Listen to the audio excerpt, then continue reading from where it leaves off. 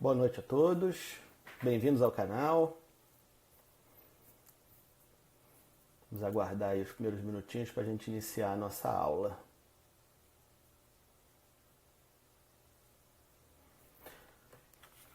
Hoje a gente vai falar de Brasil Colônia, invasões e interiorização do Brasil. Será o nosso assunto da aula de hoje.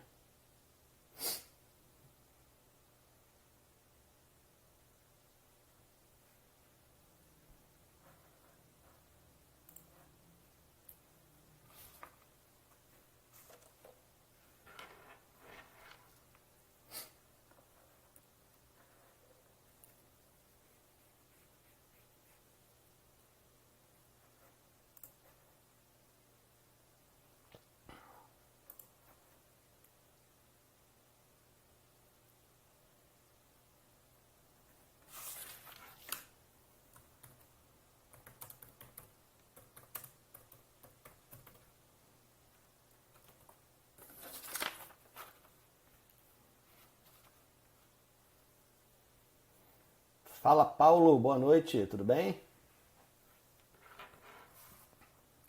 Tá me ouvindo bem?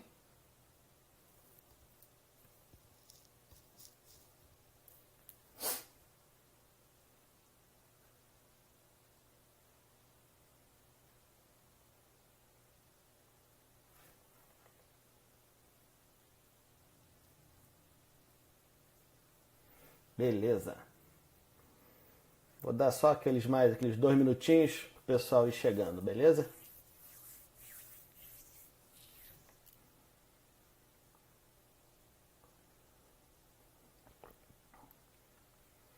Amanhã o tema é Revolução Francesa. Ainda não é a cubana que você pediu, mas é a francesa.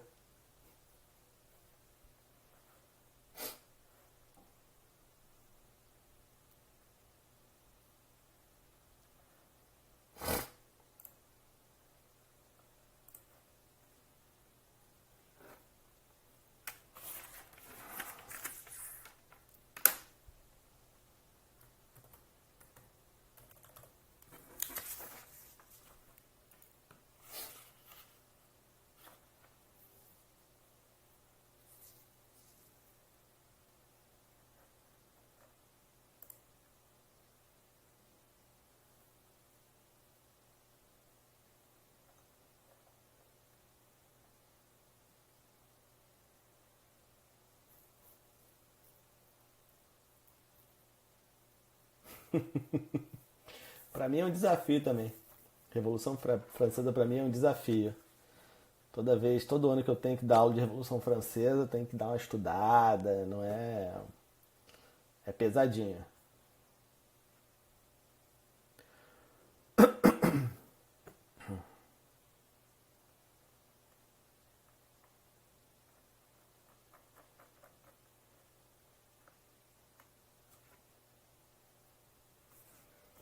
Oi, Cris, boa noite.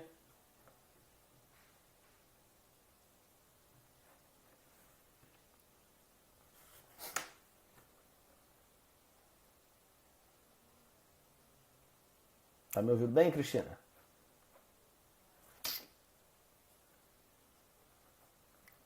Vamos começar já já.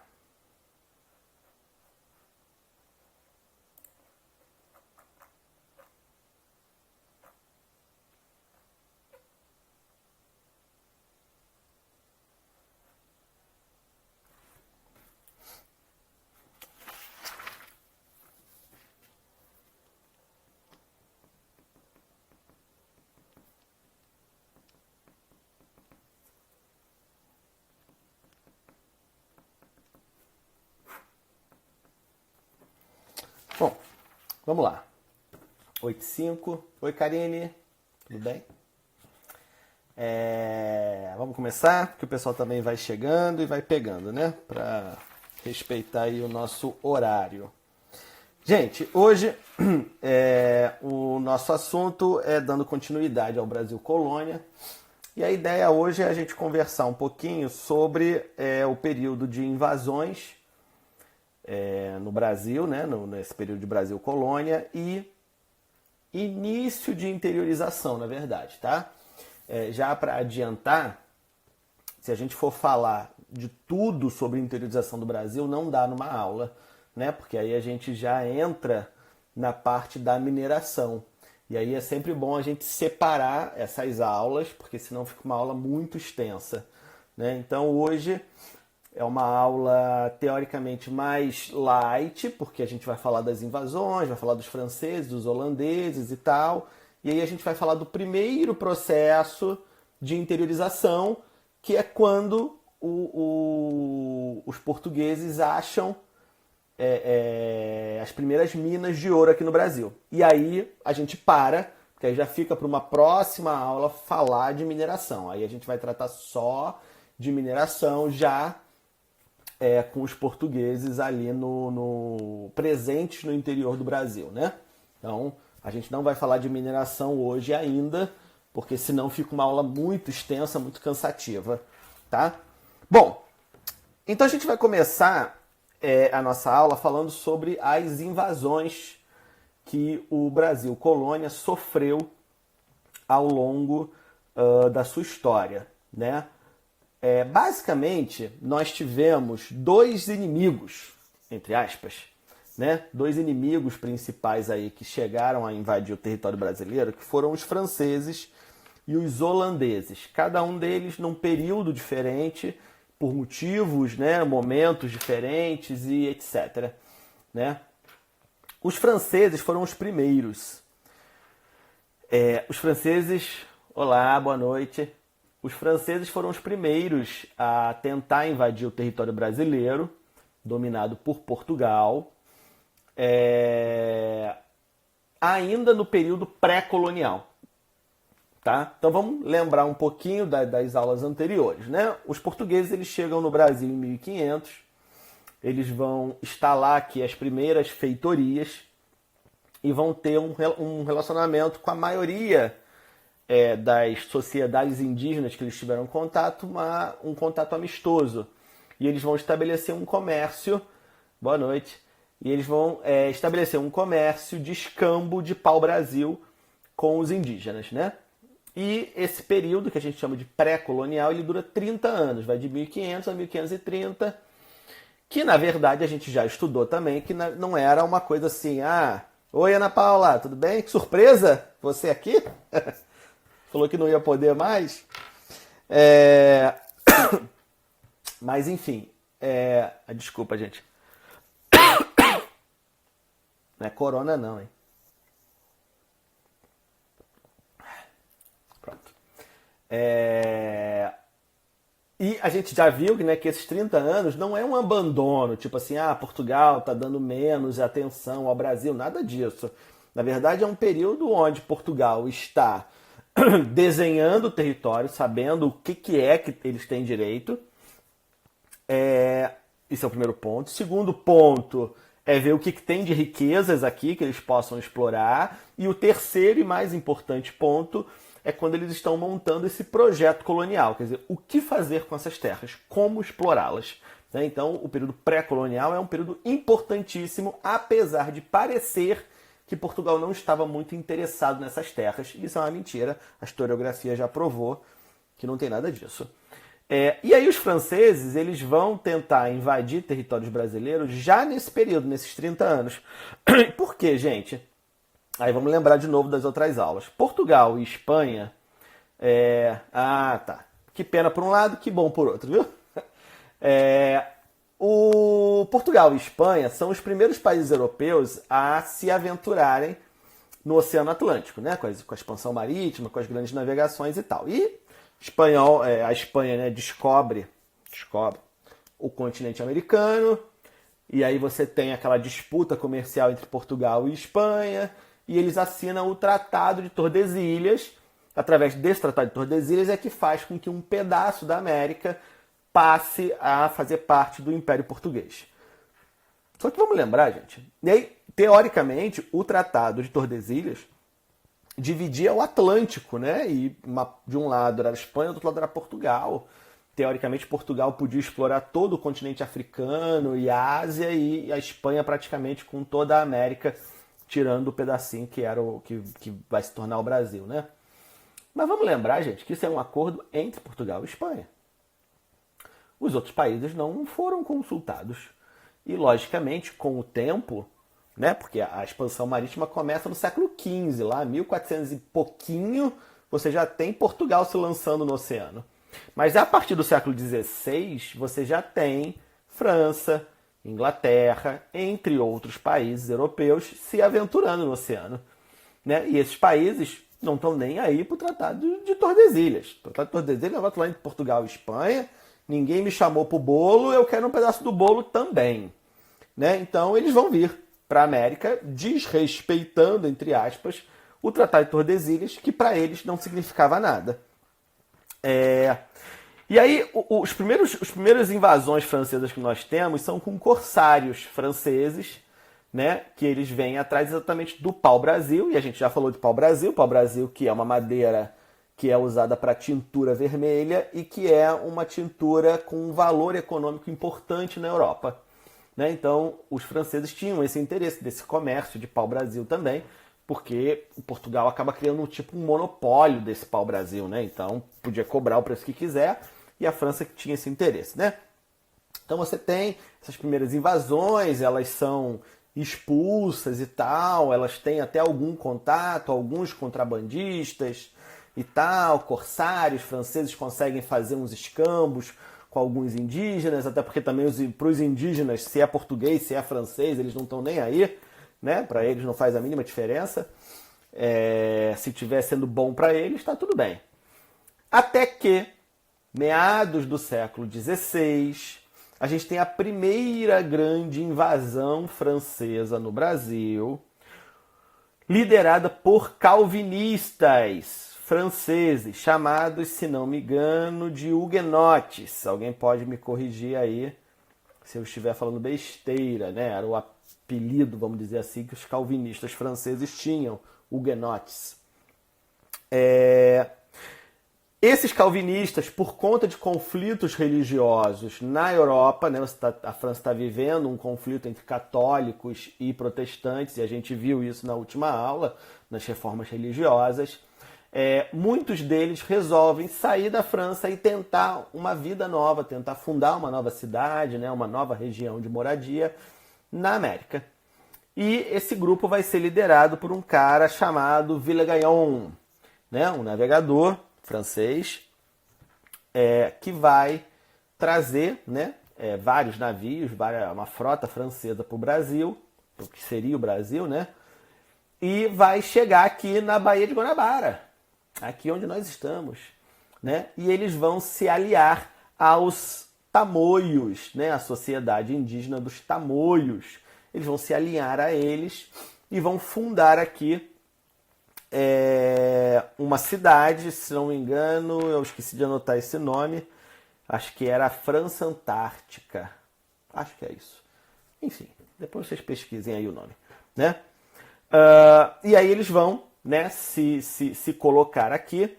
Logicamente, você tem nesse período, você já tem um início de colonização, você já tem as capitanias divididas, mas a coisa ainda está muito no início, né? Você ainda tem as coisas ainda muito longe um dos outros. Então, a resistência colonial, né? A resistência dos portugueses, ela demora um pouquinho, mas ela vai acontecer.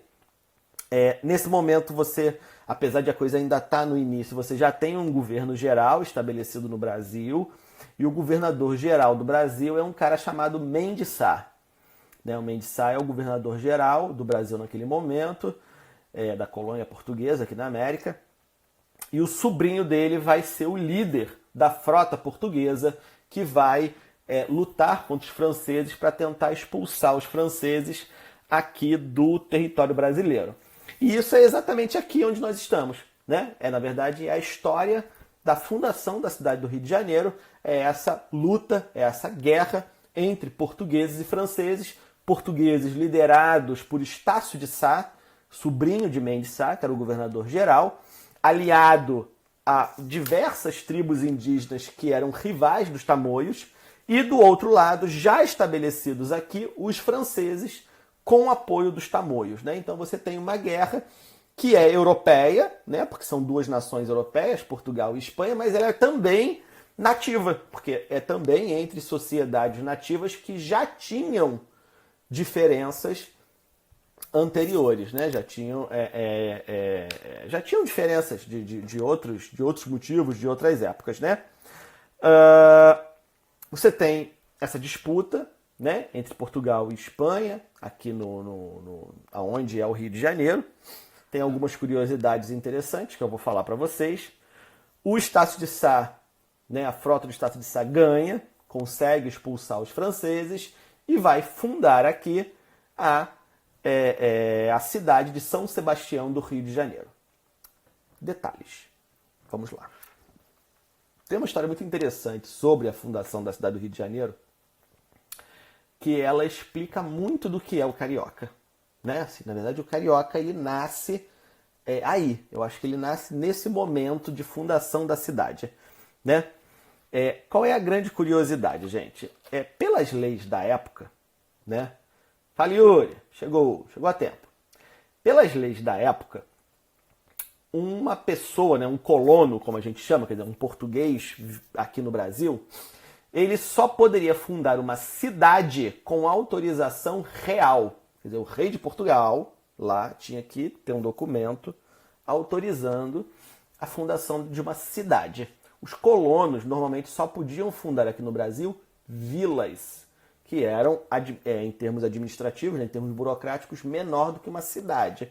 As cidades só podiam ser fundadas com essa autorização real. Acontece que aqui no Rio de Janeiro você está vivendo uma guerra, você já tem os franceses estabelecidos aqui, você tem os portugueses tentando entrar. E aí o Estácio de Sá escolhe um local lá na Urca, que não está mais lá, mas é lá onde hoje é a Urca, lá na Zona Sul, para fundar a cidade. Ali na época, gente, era mato, era praia, era mato e índio, né? Assim, não tinha nada, não tinha urbanização nenhuma, porque o princípio de cidade que estava sendo construída naquele momento é ali onde hoje é ali o centro da cidade ali próximo ali da Praça Mauá, era por ali, né? O início da cidade do Rio de Janeiro, ela nasce ali.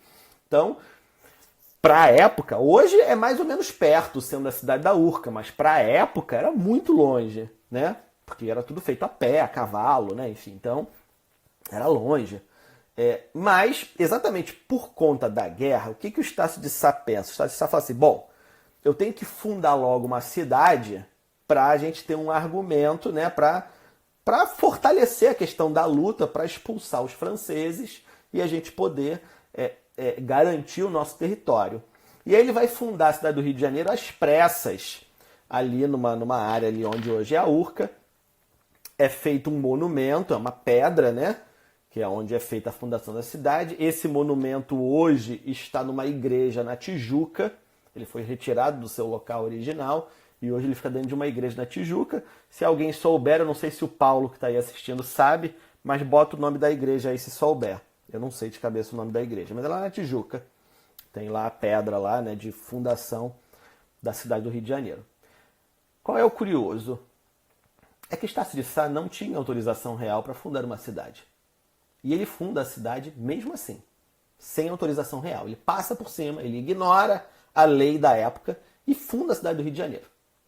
E acontece que depois os franceses são expulsos e isso nunca mais foi regularizado. Isso quer dizer que a cidade do Rio de Janeiro nasceu de um ato de rebeldia. Ela nasceu errada. Ela não podia ter sido fundada. E ela nunca mais foi regularizada. Essa autorização real nunca mais aconteceu e a cidade do Rio de Janeiro está aí até hoje. E eu acho que isso explica muito do que é o Rio de Janeiro e do que é o carioca, né? Enfim, então a história da cidade do Rio de Janeiro tem essa característica de ter sido fundada sem poder ter sido fundada, mas é isso. E está aí até hoje. Eu acho que a merda é isso aí por causa disso, né? Talvez se a gente tivesse tido autorização real, a cidade não seria tão ruim, né, como é. Enfim, né? Coisas do nosso país, da nossa história, que ficam aí, curiosidades aí pra gente, né? Bom, os franceses são expulsos do Rio de Janeiro, a cidade do Rio de Janeiro é fundada oficialmente, né, e tal, vai depois essa cidade que foi fundada às pressas, que foi fundada sem poder ter sido fundada, ela vai crescer e vai se tornar uma das principais cidades do Brasil, vai ser capital do país durante muitos e muitos anos, né? Mas, enfim, isso aí é depois da história, né? Vamos lembrar que, nesse momento da história que a gente está estudando, a capital do Brasil é Salvador, na capitania da Baía de Todos os Santos, tá? E ela vai ser importante daqui a pouco aí para a nossa história. Daqui a pouco eu vou falar dela. Os franceses ainda vão tentar, alguns anos depois de terem sido expulsos do Rio de Janeiro, eles vão tentar uma nova invasão ali na área onde hoje é o Maranhão. Eles vão ser rapidamente expulsos, só que, em vez deles voltarem para o mar, eles vão fugir para dentro da floresta amazônica e vão acabar indo para o norte, ali mais para cima, de onde é o Brasil, e onde eles vão fundar uma cidade que vai dar origem à Guiana Francesa. Então, a Guiana Francesa, que existe até hoje, que é um paísinho, né, que é ali ao norte do Brasil, ali no nordeste brasileiro, fica ali em cima, vai ser fundada mais ou menos nessa época ali, no final do século XVI, pelos franceses, e é uma colônia. Hoje em dia não se usa mais o termo colônia, né, mas eu não sei o termo exato que usa, mas enfim, é um país ligado à França até hoje, né, assim, não é um país independente. Eles, inclusive, tem umas curiosidades legais sobre a Guiana Francesa. A moeda oficial da Guiana Francesa é o euro, tá? E qualquer coisa que aconteça na Guiana Francesa é como se acontecesse dentro da França, é como se você estivesse na França. Você é regida pelas leis francesas, né? Então, se alguém quiser visitar a França, é só visitar a Guiana Francesa, que é a mesma coisa. Você vai estar, parece que você está em Paris, lá. Vamos lá. Continuando, nós vamos ter a segunda invasão, que é muito importante para a história do Brasil. Na verdade, é muito mais importante que a francesa. A francesa é legal porque é curiosa, né? Mas essa invasão agora é muito importante, que é dos holandeses. Agora, para a gente entender a ocupação holandesa, a gente precisa entender antes algo que foi a União Ibérica, né? Fala, Flávio! Estou começando agora a União Ibérica. A União Ibérica, ela vai ser, como a gente fala, União Ibérica, porque é ali dos dois países da Península Ibérica, Portugal e Espanha, né? O que acontece? A União Ibérica nada mais é do que a união na Igreja dos Capuchinhos. Isso mesmo. Que fica na Tijuca, né? Isso, acho que eu falei certo o bairro. Acho que é na Tijuca. Oi, Jassanã, boa noite. Seja bem-vinda. A União Ibérica, como eu estava falando, é a união desses dois países, Portugal e Espanha, né? É a Igreja dos Capuchinhos ou é a Igreja de São Sebastião? Agora vocês briguem aí, Paulo e Karine, para decidir em qual igreja está, porque eu não posso fazer essa pesquisa agora. Enfim, mas vindo para a União Ibérica, daqui a pouco eu assisto aí a briga de vocês. A União Ibérica foi a união entre Portugal e Espanha durante alguns anos, né? Então, e união em que sentido? Eles tiveram o mesmo rei, um rei único, reinou sobre os dois países, né? O Portugal e Espanha. E eu vou explicar o porquê disso agora, para a gente entender esse período. A União Ibérica ela vai durar de 1580.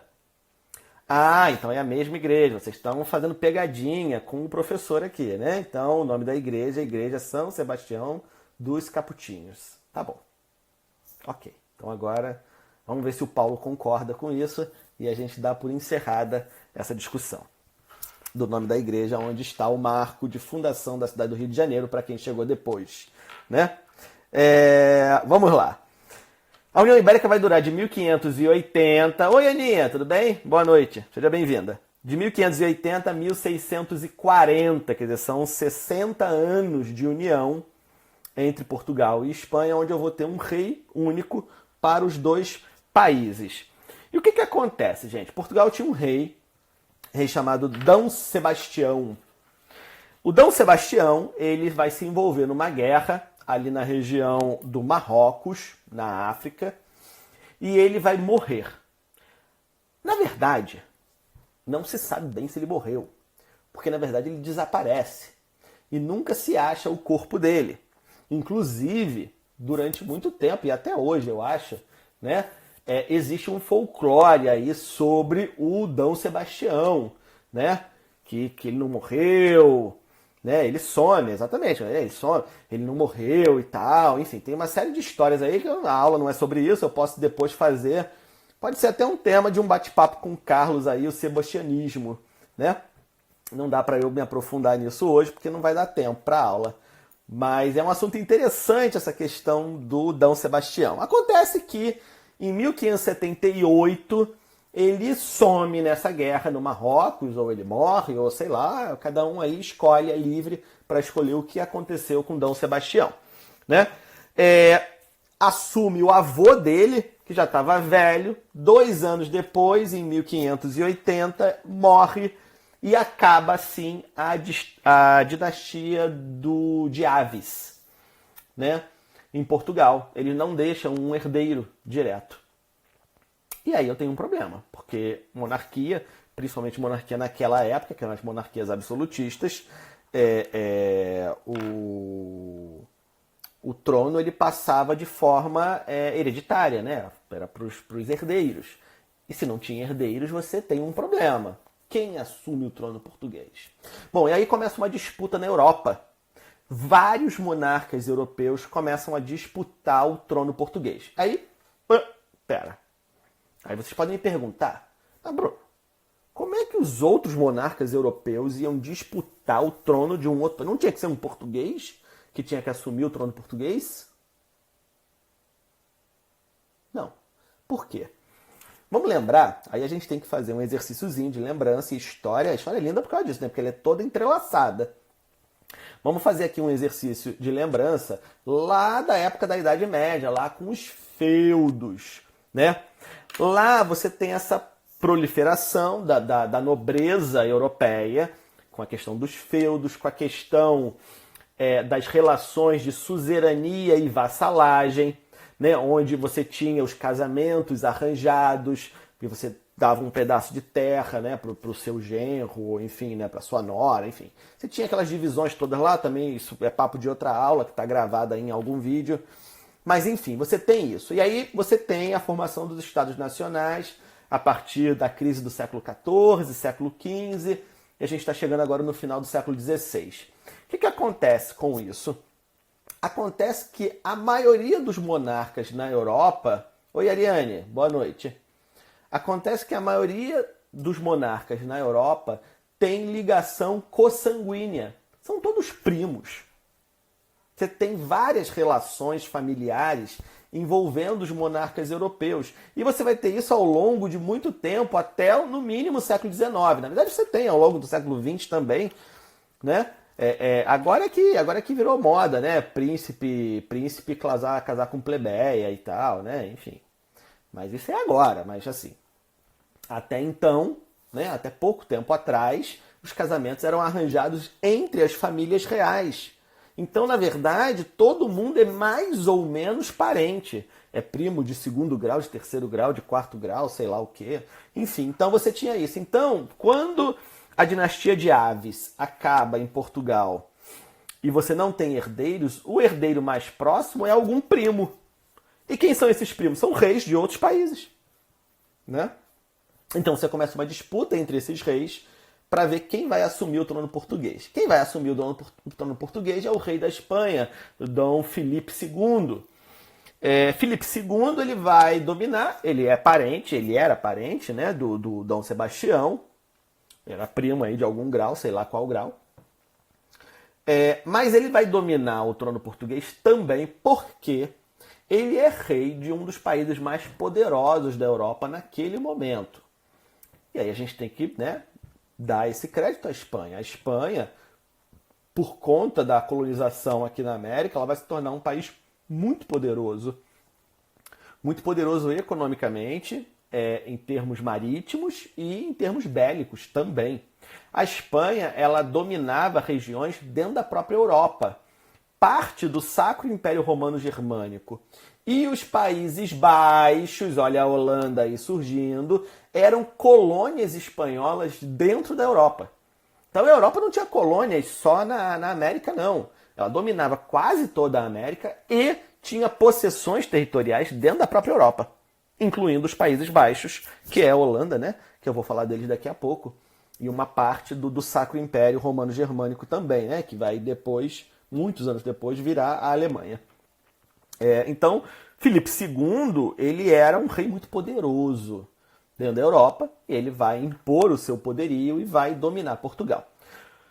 No primeiro momento, a nobreza portuguesa não gosta, mas ele assina um acordo com a nobreza portuguesa dizendo que ele ia manter em Portugal as leis portuguesas, a cultura portuguesa, a língua portuguesa, enfim, né? Ele vai manter Portugal como se fosse um país completamente diferente da Espanha, mas ele é o governante. Então ele passa a governar dois países. Ele não une completamente Portugal e Espanha. Portugal e Espanha continuam com as suas legislações separadas, com línguas separadas, com diversas questões culturais separadas, mas com o mesmo governante, que é Filipe II, que é o rei da Espanha, que vai virar rei de Portugal. Esse período, que vai, como eu falei, de 1580 a 1640, são 60 anos, a gente vai chamar de União Ibérica. Beleza? Bom, isso dito, eu preciso dizer o seguinte. Em 1581, logo no ano seguinte de começar a União Ibérica, você tem a independência da Holanda. Os holandeses entram em guerra com os espanhóis, lá dentro da Europa, e conseguem a independência da Holanda. A Espanha, derrotada e perdendo o seu território da Holanda, declara a Holanda como inimigos da coroa espanhola. Só que tem um detalhe, gente. Vamos lembrar da nossa última aula de Brasil, né? Que a Holanda era o principal parceiro comercial de Portugal. A Holanda, ela comprava o açúcar vindo do Brasil, eles tinham o domínio do refino do açúcar e eles revendiam esse açúcar na Europa. Então, para os holandeses, esse comércio do açúcar era muito importante, era a base da economia holandesa, era o açúcar vindo do Brasil. Era a base da economia deles. Só que agora o Brasil pertence à Espanha, por causa da União Ibérica. E aí, qual vai ser uma das primeiras medidas de Dom Filipe II? É romper as transações comerciais com a Holanda, né? E a Holanda vai perder esse mercado que para eles era importantíssimo, era fundamental. E os holandeses dominavam o refino do açúcar, mas os holandeses não dominavam o plantio da cana. Eles não sabiam plantar, colher, como é que fazia, qual era a melhor terra, as técnicas lá para você espremer a cana, não sei o que, tem uma técnica, né? Os holandeses não dominavam, eles não tinham colônias de plantação de cana-de-açúcar, né? Eles não tinham economia canavieira, eles já pegavam aquele melaço endurecido, lembra da história do pão de açúcar que eu falei, transformavam aquilo em açúcar refinado para revender. Então, para os holandeses, foi uma mudança drástica, e isso foi um grande problema. E aí, a Holanda, ela vai começar a construir estratégias para tentar recuperar o seu mercado de açúcar. E aí a Holanda vai criar uma primeira empresa, que é a Companhia das Índias Orientais. A ideia é reconquistar o comércio com colônias portuguesas na Ásia. Ainda não tinha a ideia da América, porque a América era muito mais protegida, desenvolvida, estava ali próximo dos espanhóis e tal. A Ásia era mais afastada. E você tinha, além da questão do açúcar, você tinha outros produtos lá da Ásia, e etc, etc, etc. Então eles vão, né, a Companhia das Índias Orientais vai para a Ásia e vai conseguir conquistar. Eles vão invadir algumas colônias portuguesas na Ásia, vão conquistar, né, e vão começar ali. E aí eles vão ficar empolgados, né? A Companhia das Índias Orientais é fundada em 1602 e 20 anos depois, 19 anos depois, eles vão fundar a Companhia das Índias Ocidentais, que a ideia era, né? Bom, eu já tenho algum comérciozinho, mas a minha principal fonte de renda, que era com o açúcar brasileiro, eu perdi, eu tenho que recuperar.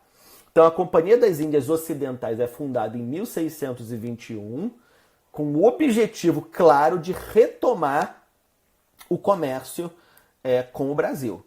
Como? Não sei. Invasão era uma possibilidade, porque já que o governo era espanhol, eles eram inimigos da Espanha, né? E aí eu tenho as famosas invasões holandesas. Em 1624, eu vou ter a primeira invasão e eles escolhem Salvador. Eles vão vir para a capitania da Baía de Todos os Santos, Salvador, que é a capital do Brasil naquele momento, e eles vão tentar invadir. Foi uma péssima escolha, porque, logicamente, Salvador, por ser a capital na época, ela era muito bem protegida. Você tinha um certo exército colonial aqui no Brasil e eles vão ser rapidamente expulsos. Eles vão chegar a invadir a cidade, vão chegar a dominar a cidade durante alguns meses, mas não vai durar nem um ano. Em 1625, eles vão ser expulsos. Eles continuam no Atlântico, próximo do Brasil. Eles vão, inclusive, atacar navios brasileiros e vão roubar, né? Eles vão roubar um grande carregamento de riquezas saindo do Brasil em direção... calma, Flávio, eu vou falar agora o porquê partiu Pernambuco. Porque, no princípio, quando eles foram expulsos da Bahia, de Salvador, eles estavam meio na dúvida do que fazer.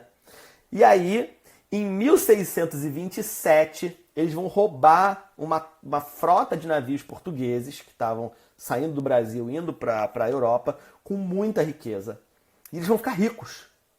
E aí, com esse dinheiro, eles vão começar a projetar uma nova invasão mais poderosa do que a primeira que tinha sido expulsa. E é aí que eles vão vislumbrar Pernambuco, a capitania de Pernambuco. E eles vão fazer essa invasão em 1630. Então, pra vocês terem uma ideia da grana e do aparato que eles montaram, chega-se aqui na capitania de Pernambuco 70 navios holandeses. Não tinha como concorrer com os caras, irmão. 70 navios. E eles vão invadir, né? Vão sair invadindo. Você vai ter, logicamente, um conflito inicial dos colonos tentando expulsar os holandeses, o que não era possível naquele momento. E eles vão dominar e eles vão começar a subir para o interior desse Nordeste brasileiro e eles vão dominar a região do Arraial e vão se estabelecer ali, né? O governo espanhol demora para mandar uma frota melhor, como tinha feito antes com Salvador, porque nesse momento... E aí também tem a questão das sortes, né? São sortes históricas. A Espanha estava envolvida na Guerra dos 30 anos, que não é nosso assunto de hoje. Depois eu falo de Guerra de 30 anos, numa outra aula. Mas a Espanha estava envolvida na Guerra dos 30 anos lá na Europa. Então, eles estavam gastando muito dinheiro lá, eles estavam preocupados com a guerra lá, e eles acabaram deixando aqui um pouco de mão, deixando aqui na mão dos colonos, e não tinha como resistir aos holandeses. Os holandeses vão dominar a capitania de Pernambuco e vão se expandir, vão dominar praticamente toda a região nordeste do Brasil, logicamente daquele Brasil reduzido daquela época, né? E aí eu tenho, em 1637, já com os holandeses estabelecidos aqui no Brasil, a nomeação de um governador para a região chamado Maurício de Nassau, né? Esse período do governo de Maurício de Nassau é o período mais importante da invasão holandesa aqui no Brasil. A gente vai falar os principais pontos do governo de Nassau. E eu acho legal... Bom, eu vou falar isso no final. Então vamos lá. O que Maurício de Nassau fez? Porque assim, você ainda tinha focos de portugueses resistindo à dominação holandesa, logicamente, né? E aí o que o governo Maurício de Nassau faz? Ele vai ser um governador assim, esplêndido, assim, genial para a época. A Holanda queria o comércio do açúcar. Eles queriam voltar a pegar essa cana, né, esses pães de açúcar, para levar para a Europa, para refinar, transformar em açúcar e vender. Isso era o principal. Então, os tributos que os colonos aqui no Brasil pagavam para a coroa portuguesa, durante a União Ibérica para a coroa espanhola, para os holandeses não era tão importante assim. Era importante, claro, dinheiro é sempre bom, mas não era tão importante assim, porque o principal era o açúcar. era a revenda do açúcar lá na Europa. Então, eles vão reduzir tributos. Esse é o primeiro passo. Vão baixar os tributos. Não, galera, com a gente vocês pagam menos do que pagam para os portugueses. Eles vão também criar uma linha de crédito a juros muito baixos. Ó, galera, vocês estão precisando contratar mais escravizados? Estão precisando aumentar a lavoura? Vocês estão precisando construir uma senzala nova? Estão precisar ampliar a casa grande? A gente empresta dinheiro para vocês. Vocês podem pagar aí a perder de vista, os juros baixinho, não tem problema. Porque para a Holanda o importante era aumentar a produção do açúcar. Não era o tributo. O tributo, claro, isso é sempre bom, mas não era o principal. Então, empréstimos a juros baixos. Além disso, Nassau também vai promover, né, vai incentivar a produção da mandioca. A mandioca que era, na época, a base da alimentação aqui no Brasil, principalmente para os escravizados, que já era uma grande parcela da população brasileira naquela época. Tá? Isso vai fazer não só com que o custo com a alimentação se tornasse mais barato, como vai melhorar a saúde dessa galera. A galera vai comer melhor, vai ficar mais saudável.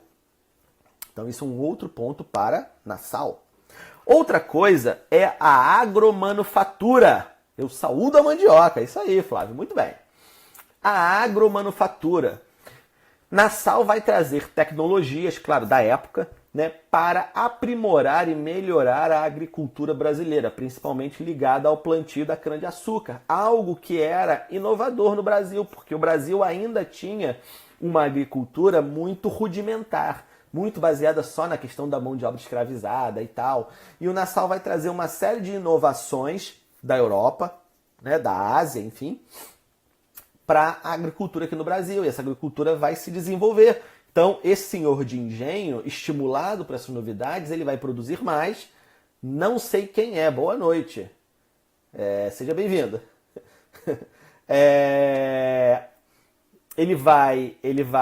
Esse senhor de engenho, com essas novas tecnologias, vai produzir mais e vai, logicamente, lucrar mais. Né? Então, vai ser bom para todo mundo. Nassau também vai promover a liberdade religiosa dentro do Brasil holandês, o que também vai ser muito bom, porque Eu sou professor de História do Rio de Janeiro. Não sei se você é do Rio de Janeiro, mas pode ficar à vontade aí para assistir se você quiser a minha aula. Estamos falando hoje de Brasil Colônia. A liberdade religiosa é bacana porque vários judeus e protestantes que viviam escondidos... Caiu na pegadinha. Bom, eu não entendi nada, mas tudo bem. Seja bem-vinda, fique à vontade. Se quiser assistir a aula, assiste, fique à vontade. Bom, então, como eu estava falando, né? Protestantes, judeus que viviam escondidos, tinham que fingir que eram católicos e tal, não precisavam mais com a liberdade religiosa. Então, isso também vai ser um ponto positivo. E dois outros pontos muito importantes. Nassau vai investir muito em urbanização. Né, as cidades ali de Pernambuco, do Nordeste, vão ter um surto de urbanização muito grande para a época, né? Asfaltamento, calçamento de ruas, né? Prédios públicos bonitos e tal. E um alto investimento em educação, arte e cultura. Nassau vai trazer artistas europeus aqui para o Brasil nessa época, né? Então vai promover uma coisa muito bacana. Eu não conheço Pernambuco pessoalmente, né? Eu não conheço Recife, mas se alguém aí que estiver assistindo conheça, o pessoal diz que é muito legal, que dá para ver muita coisa ainda da época de Nassau, lá em Recife, né? Então é bem bacana, né? Prédios da época, né? E tal, coloniais da época e etc. Se a gente puder apontar uma derrota de Nassau, e aí, entre aspas, derrota para eles, né? Para mim, foi um sucesso. Mas se a gente puder anotar uma derrota de Nassau, foi o Quilombo dos Palmares, né? O Quilombo dos Palmares, que era uma pedra no sapato dos senhores de engenho. Esse Quilombo dos Palmares vai crescer, vai se desenvolver, vai se tornar altamente forte na questão da proteção dos cativos que fugiam E o Quilombo dos Palmares, ele era... Depois a gente vai falar mais sobre isso, né? Mas o Quilombo dos Palmares era um quilombo muito grande.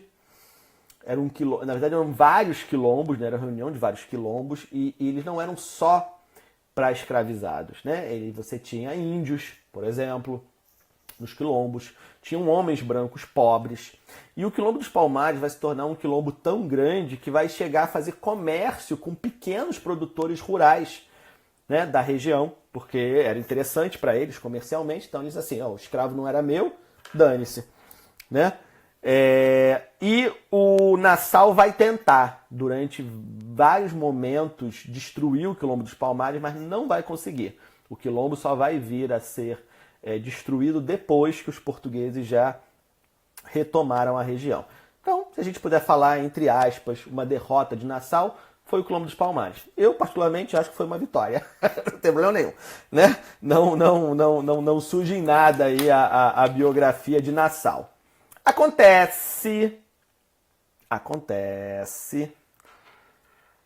que em 1640, como eu já falei, acaba a União Ibérica e D. João IV assume o trono português, iniciando a dinastia dos Braganças, lá em Portugal.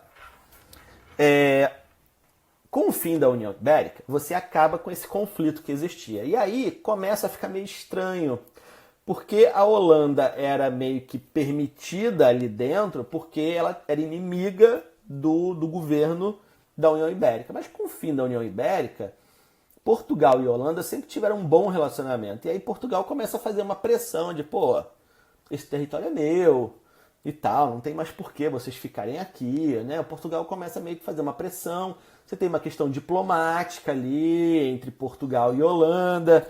Portugal não quer largar o osso também e tal. E aí a Holanda se envolve em conflitos na Europa. E aí, gente, toda guerra, e eu vou falar isso o ano inteiro para quem for acompanhar minhas aulas, né? Guerra é algo muito caro. Então a Holanda, com um gasto de dinheiro muito grande, precisa aumentar os tributos da colônia aqui no Brasil. Nassau se recusa a aumentar esses tributos, ele vai ser demitido do cargo, um novo governador vai assumir e vai aumentar tremendamente os tributos, vai cobrar os empréstimos, e aí esses colonos que estavam super satisfeitos vão se virar contra o governo holandês e vão receber o apoio do governo português, que já queria recuperar as terras mesmo, né? E aí você vai ter a organização lá dentro de Pernambuco da Insurreição Pernambucana, onde esses senhores de engenho, junto com uma população, entre aspas, de classe média, ali, homens, né, livres e tal, vão se unir numa luta mesmo, guerra civil, contra esse governo holandês. Acontece que nem Portugal, nem a insurreição pernambucana tinham sozinhas poder suficiente para expulsar os holandeses. Mas os holandeses percebem que fica meio inviável continuar dominando essa região do Brasil, né? E aí eles vão receber uma proposta do governo de Portugal de uma indenização. Então, D. João IV procura a Holanda e fala assim, olha só, tá insustentável, a gente está brigando lá. Vamos fazer o seguinte, eu pago uma indenização e vocês me devolvem o território. E aí a Holanda resolve aceitar, porque já estava realmente ruim a situação. Eles recebem o dinheiro de Portugal e saem do Brasil. E assim acaba a história do Brasil holandês. Acontece que a Holanda não é boba nem nada. E a Holanda aprendeu aqui no Brasil como plantar cana-de-açúcar, que não sabia antes. A Holanda vai dominar algumas regiões das Antilhas, ali da América Central, e vai começar a produzir a própria cana-de-açúcar, diminuindo assim o comércio com o Brasil. Então, o pós-União Ibérica, o pós-invasão holandesa, economicamente é ruim para o Brasil. Portugal adquire uma dívida, pagando a indenização para a Holanda, e o comércio do açúcar diminui, porque a Holanda passa a produzir o próprio açúcar. Então a Holanda não precisa mais comprar a cana brasileira. E aí o principal produto brasileiro entra em declínio. E aí a colônia brasileira vai enfrentar a sua primeira crise econômica, que é a crise do açúcar, nesse momento. Portugal, para precisando resolver o problema da crise do açúcar, vai criar o Conselho Ultramarino para poder ter um controle maior sobre a colônia brasileira. E vai promover, não nesse momento, já começou a promover antes, eu vou explicar para vocês. Vai promover uma busca por riquezas no interior do Brasil. Bom, aí detalhe, vamos voltar um pouquinho no tempo, lá para a União Ibérica ainda. Com a União Ibérica, o que aconteceu? Os colonos aqui no Brasil, os portugueses, eles falaram o seguinte, cara, se Portugal e Espanha agora é tudo uma coisa só, a gente não precisa respeitar o Tratado de Tordesilhas, cara. A gente pode invadir, pô. Aquilo é tudo bom de mata. Os espanhóis dominavam a costa do Pacífico, lá do outro lado, lá do outro lado da Cordilheira dos Andes. Da Cordilheira dos Andes para cá, era da Espanha, pelo Tratado de Tordesilhas, mas a Espanha quase não tinha pisado ali ainda. Então, os colonos portugueses começaram Isso, exatamente, Paulo, exatamente isso, né? Ele falou que no final do século XVIII Portugal estava quebrado e a descoberta do ouro em Minas Gerais, né, na região das Minas, né, salvou a lavoura, exatamente, salvou a lavoura entre século XVII, exatamente. Que é mais ou menos isso que eu tô falando agora, né? Então, essa galera começa a ir para o interior buscando várias coisas. Uma das coisas era a esperança de encontrar metais preciosos, logicamente. Mas não era a única coisa, era riquezas de uma forma geral, riquezas diferentes da cana, de açúcar, né? Então você vai ter uma interiorização, por exemplo, de gado, áreas para o gado, porque o gado era proibido no litoral brasileiro. Você tinha um trabalho de captura de escravos fugidos. Você tinha um trabalho de captura, né, e escravização de nativos, que apesar de ser proibido, você vai ter isso, né, no interior do Brasil. Você tem um trabalho de destruição de quilombos, que estão nesse interior do Brasil. Então começam a acontecer aquilo que a gente chama de entradas e bandeiras. Entradas era patrocinado pelo Estado português. Bandeiras era patrocinado pelos particulares, pelos colonos particulares. O movimento bandeirante vai ser muito maior do que o das entradas, né? Exatamente porque ele era particular. E os bandeirantes, eles tinham esses interesses todos que eu falei. Um deles era tentar achar metais preciosos, mas não era o único. Na verdade, ele já estava até meio sem esperanças de encontrar metais preciosos, mas eles ganhavam dinheiro capturando escravos, escravizando indígenas, com as drogas do sertão, com a questão de encontrar áreas de pasto, inclusive lá no sul do Brasil, né? E aí você vai tendo essa invasão, beleza? Bom, conflito, né? Bandeirantes e jesuítas vai acontecer, eu já falei isso na última aula, lógico, porque os jesuítas tinham interesse na proteção dos indígenas. E você começa uma disputa na região do Prata, que é a região lá no sul do Brasil, onde você vai ter o envolvimento da colônia de Sacramento, que a Clara, que eu não sei se está me assistindo, falou disso na última aula. E eu falei assim, não é momento hoje, porque eu vou falar na próxima, eu vou ter que falar correndo agora, porque o tempo está acabando. Mas dá para falar. A colônia de Sacramento, né, que vai ser dominada pelos brasileiros, era uma colônia espanhola, lá bem no sul do Brasil, lá onde hoje é a Argentina, né, ali entre Argentina e Brasil. Valeu, não sei quem é. Então, você tem disputas ali na região. Fala, Zé Roberto, tudo bem? Chegou no finalzinho, falta 5 minutos.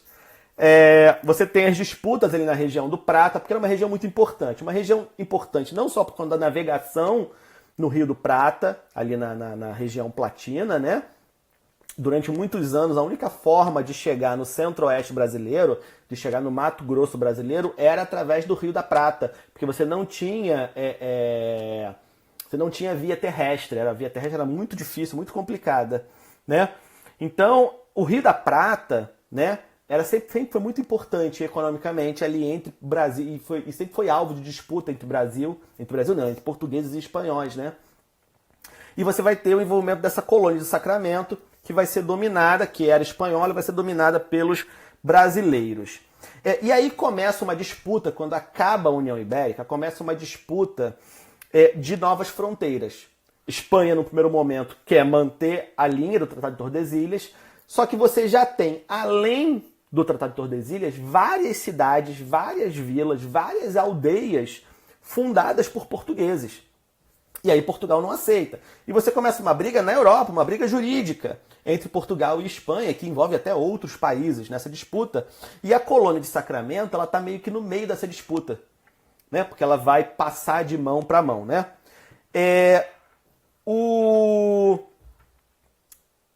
Você tem vários tratados, eu não vou tratar de todos os tratados aqui, porque são diversos tratados, são mais de 10 tratados diferentes. Eu vou falar só do principal deles, que é de 1750, que é o Tratado de Madrid. O Tratado de Madrid, ele é assinado entre Portugal e Espanha e ele já vai dar quase o desenho do que é o Brasil hoje, com algumas exceções, com alguns pedacinhos de terra faltando, mas bem parecido com o que é hoje. E Portugal ganha o Tratado de Madrid utilizando um princípio da legislação romana, né, utilizando um termo em latim que era o uti possidetis. Uti possidetis significa o seguinte: a terra pertence a quem de fato a utiliza, de quem de fato a ocupa, de quem de fato a coloniza. Então essa região do interior do Brasil, afora, né, o Tratado de Tordesilhas já estava devidamente ocupada pelos portugueses e não estava ocupada pelos espanhóis. Então, através desse recurso jurídico, Portugal consegue ganhar essa disputa com a Espanha, depois de muita briga, e vai ser assinado o Tratado de Madrid. Só que você continua tendo a disputa lá no sul do Brasil, porque o sul do Brasil, além da questão do Rio da Prata, é uma região muito importante para a produção do gado, da pecuária brasileira, do charque, do couro, né, e etc. E aí os espanhóis continuam essa disputa lá no Sacramento e vão dominar, vão reconquistar a colônia do Sacramento em 1777. Não satisfeitos, os espanhóis vão dominar a colônia de Sacramento e a colônia de Sete Povos. Vai dominar os dois. Só que os Sete Povos pertenciam aos portugueses, já desde antes. E aí você continua aquela briga ali no sul do Brasil. Isso explica um pouco o início do problema entre Brasil e Argentina, tá, gente? As questões Brasil e Argentina vêm desde a época que elas eram colônias ainda, que é nesse momento. Aqui é que eu acho que nasce, né? E aí vai ter várias outras disputas ao longo da história. E por fim, essa história acaba em 1801, quando Portugal retoma Sete Povos, mas aceita deixar Sacramento com a Espanha. E aí eles meio que, tipo assim, não, beleza, bandeirinha branca, vamos aceitar isso aqui. E aí você aceita. No meio dessa história toda que eu falei, no final do século XVII, você vai ter a descoberta das minas de ouro na região das Minas Gerais, mas aí isso é papo para a próxima aula. Gente, eu tenho 1 minuto e 50, a aula está terminada. Deixa eu dar alguns recados. Amanhã, 7 da noite, eu vou ter um bate-papo aqui super legal com uma amiga minha chamada Rebeca Tenuta. Ela é conservadora e ela trabalha com preservação de patrimônio. E a gente vai estar conversando aqui sobre patrimônio, sobre conservação. Obrigado, Zé Roberto. E a gente vai estar conversando não só sobre uma questão histórica de preservação, de patrimônio e tal, mas a gente vai conversar também sobre o que a gente pode fazer para preservar as nossas coisas em casa. Porque às vezes a gente tem um livro que a gente gosta muito, que é muito antigo, um álbum de fotografias, uma obra de arte, alguma coisa, e a gente vai estar conversando sobre isso também amanhã às 7 da noite. E na quinta-feira, o encontro já tradicional com o meu amigo Carlos Albuquerque. A gente vai conversar sobre Revolução Francesa, Igualité, Fraternité e alguma coisa que eu esqueci agora. Enfim, então, Revolução Francesa é o nosso papo de quinta-feira, mas estejam todos aí amanhã, que eu acho que o bate-papo vai ser muito interessante. Galera, boa noite, muito obrigado, espero que todos tenham gostado da aula e até amanhã. Fui!